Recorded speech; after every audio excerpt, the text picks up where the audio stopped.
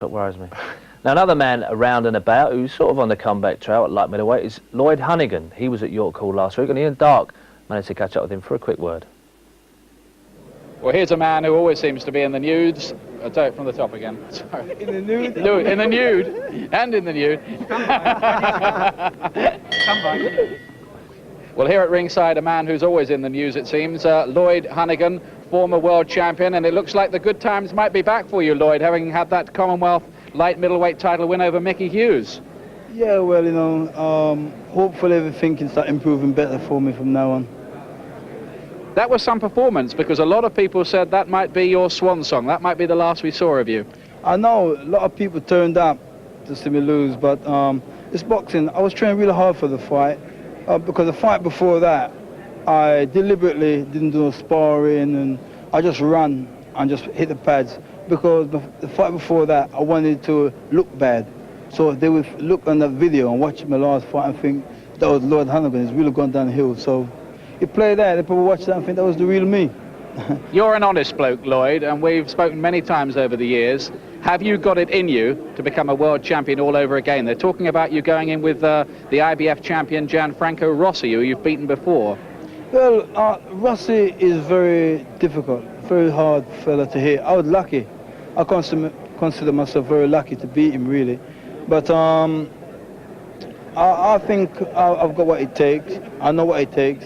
And I'm Commonwealth champion, so who said I can't be world champion? Mickey Duff isn't really going to drag you to Italy to fight him, though, is he? You'll need to win about 10 of the 12 rounds to get it there. Well, last time I had the answer. I had this. Yeah. And this time I'm going to bring this just in case. You fancy yourself to do the same job again with him if it comes off? Well, I hope I can. It's very hard fighter. It's very difficult to hit.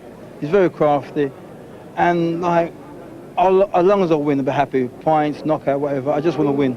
Okay, Lloyd, it's great to see you back somewhere near the top again, and smiling too. Yeah, well, you got to. This is Ragamuffin smile.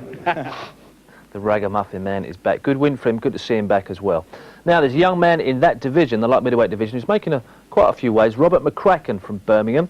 We see him now take on Ernie Loveridge. McCracken, 14 fights, 14 wins, 11 KOs. Let's see if he can make it 15 in a row. Dave Perris is the referee for this one. In the blue trunks, one of the leading contenders for the British Light Middleweight Championship, unbeaten in 14 fights. That's Robert McCracken. He's got a good punch in either hand. He's scored 21 knockdowns and 4 first-round victories so far as McCracken, and he's a very decent prospect indeed. He was a good amateur, won a silver medal at the World Cup in 1990, and this is a young man who could go on to be a bit of a star. He's 24, up against Ernie Loveridge here, the 22-year-old former Midlands champion who's on a run of 3 defeats. So McCracken starts as a hot favourite. Tall for the weight, as you can see. Don't be surprised if this one goes early in, because McCracken's got dynamite in either hand. One of Mickey Duff's fighters is Robert McCracken, one of a string of good young prospects he's got coming through. He is, as the old saying goes, a banger. British Championship held at the moment by Andy Till, who's due soon for a rematch with Wally Swift. That should be a pretty decent fight, but McCracken isn't far off title contention himself. In fact, Andy Till's manager Harry Holland is at ringside watching this. McCracken starting aggressively, a couple of good body shots from him there. It's going to be a tough night this for Ernie Loveridge. Be a sensation if he beat McCracken. Well, Ernie's certainly got his work cut out for him, that's for sure. He's not being busy enough at the moment. Can't allow somebody like McCracken to get set to throw punches. Good fast hands he's got, McCracken. He's just looking for opportunities, picking his punches at the moment. A couple of eye-catching left hooks to the body he's landed already.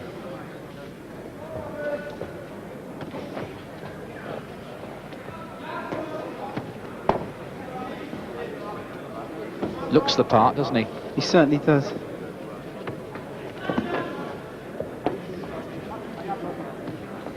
Interesting for you at home to get a look at McCracken. He's well known in the trade, but hasn't had a lot of publicity so far. People in the street wouldn't know him. They might quite soon. Caught with a left hook there. Oh, heads have gone in there. Clash of heads, yeah, and referee Dave Paris, experienced official, having a quick word with him about that.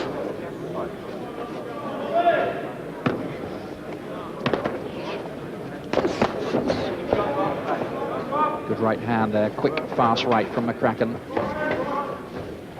McCracken's got an excellent jab. And that, of course, is just the basics for any professional fighter. You can work off that jab, and if you've got a tall fighter like him with a long reach, it's an invaluable weapon. Very much so. Oh, he's got it right. And Loveridge having to take a count on one knee. Lovely straight punch straight out of the textbook, right over the top. And McCracken with his man down in the first round. And he didn't rush in there, just showing that he's gaining experience, McCracken. He just didn't come wading in, throwing leather all over the place. He's just looking for more opportunities. Good opening round for Robert McCracken.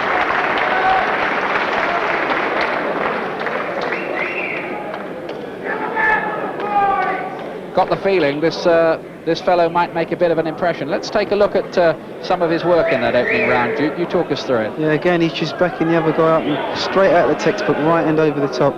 Lovely punch. And there he is again.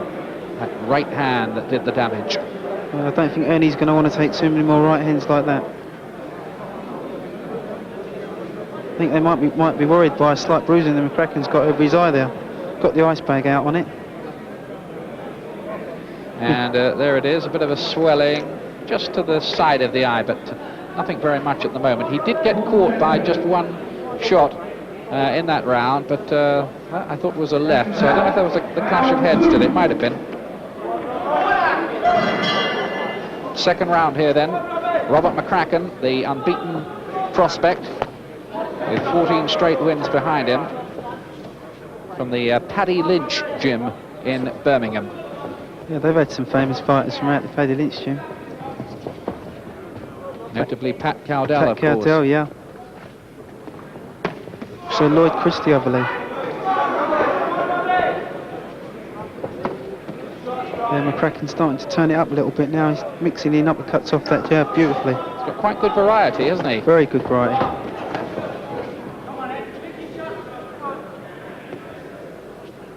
Having said all this, it is the kind of fight you'd expect McCracken to win, but I'm sure he's not far away from being pitched into the bigger tests that lie just down the road. That is championship contention. Just a question, really, of how to time it for any good manager. I'm sure Mickey will know. Yeah, you know, looking at McCracken now, it seems like he's learnt so much from his last fight. He's just biding his time, looking to pick his punches, looking to land that big right hand over the top again, and he looks so much more mature in himself. Got a bit of a shock, did McCracken, when he was put down in the first round by Ensley Bingham in a British title eliminator. Got up to win that. Oh, look at that, really let go with the right hand. It crashed right through the guard of Loveridge, that one. And he's coming under increasing fire here now. Yeah, he jabs and then switches that left hook to the body beautifully.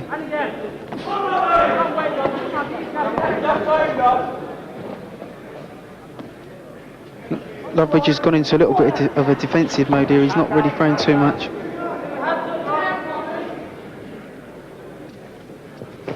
It's a bit of a gap in class. It was. It's a major shock when you think back that McCracken didn't win an ABA title. Ooh, right hand again. There may not be an awful lot more of this. He's switching his body attack really well. They're single shots, but he's really sinking them in.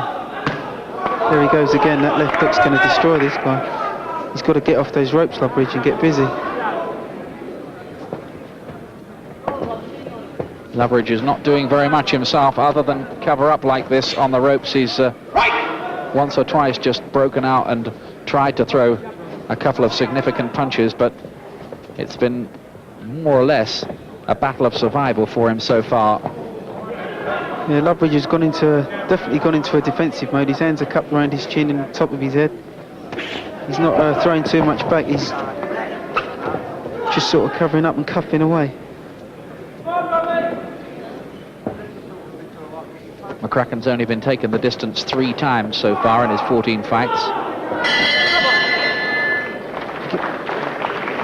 You get the general impression if McCracken steps up the pace, the fight could all be over. Well, McCracken was put into an eliminator, we're told tonight, with Martin Smith, who's the kind of fighter that quite a few people are trying to avoid, and Mickey Duff has pulled him out of that particular fight, having already beaten Ensley Bingham. He thinks he's right there in the British title scene already. Let's have a look at McCracken here. There's that right hand, Duke. Yeah, they both exchanged fairly well there. McCracken got the better of the exchange. That's an excellent victory from McCracken beating Ensley Bingham. Ensley Bingham's a very awkward, very gangly kind of a boxer. And Ernie Loveridge, well, he's off his stool a bit early. I'd have taken every single second if I was him at this stage. 3rd round. Loveridge in the white shorts. McCracken, very much the governor in there at the moment in blue.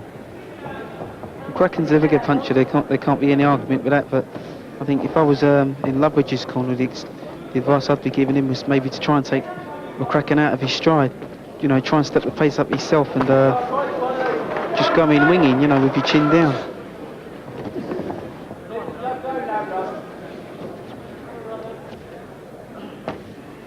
Loveridge comes from Stourport in the West Midlands.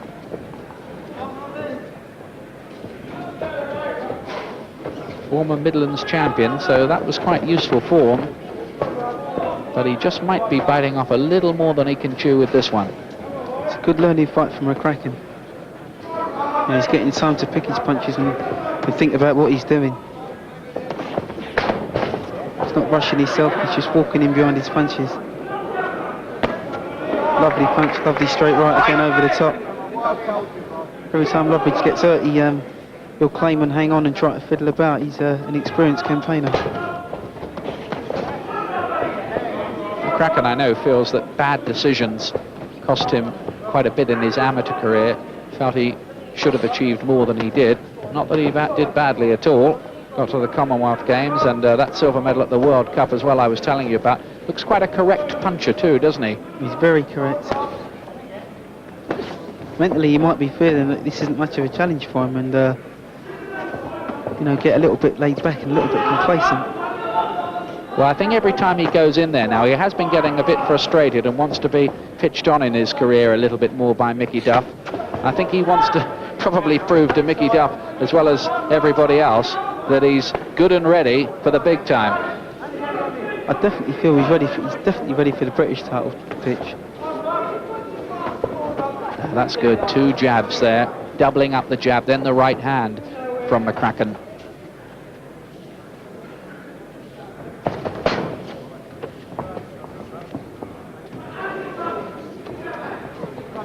Once or twice, I've noticed Loveridge's hands just dropping down by his side.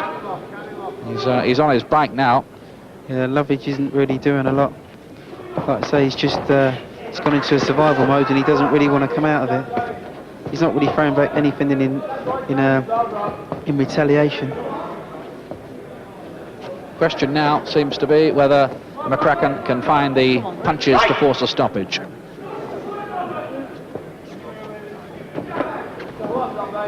McCracken's not he's not cutting him off, he's following him around the ring. He should take a step over to his right and throw the straight right hand and perhaps get a bit of success that way.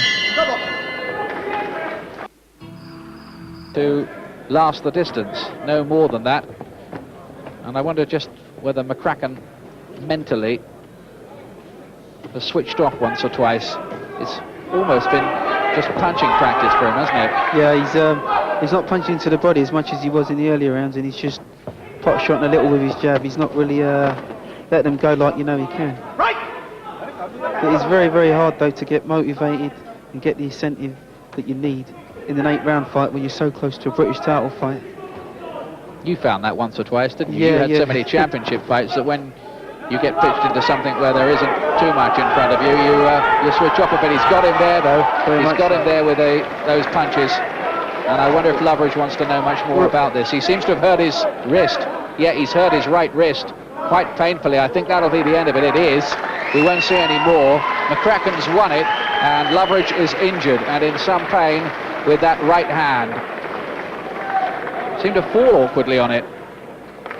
McCracken threw a left hook downstairs and seemed to catch him just on the wrist and partly on the elbow as well as he was going down. Does look to be in quite severe pain. Well, he was on the floor a couple of times. That's 23 knockdowns McCracken scored now in 15 straight wins. And, well, I won't say he hardly broke sweat there, but it wasn't the most testing night of his career. There'll be much stiffer tests than that, and perhaps not a night to make too many judgments about him. Let's take a look again at what happened here and how he picked up the injury. He might have actually been punched on this hand. Let's have a look. Yeah. That was strange, isn't it? Yeah, that was very strange, Ian. Just seemed to go.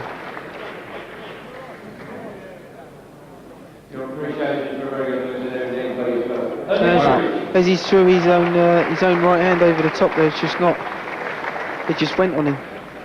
But McCracken then is the winner. He remains unbeaten. 15-0 McCracken, but sad finish really. Obviously done something to a tendon or his bone or... Yes, maybe, or maybe he just thought it was time to get out, you know, because he was up against it. But McCracken, a good prospect, very good, did lots of things very well, good jab, you know, smashing right hand he threw several times. But one of the things I think they got to work on is his upper body movement, very stiff, you know. I think when he gets into the championship class, he's going to have to move a little bit, loosen up a little bit, start moving that head. We were talking about that because Mickey thinks he's more or less at that class now, but if we were to stick him in with a Till or a Swift or someone of that experience, what were you saying, they'd get inside him and...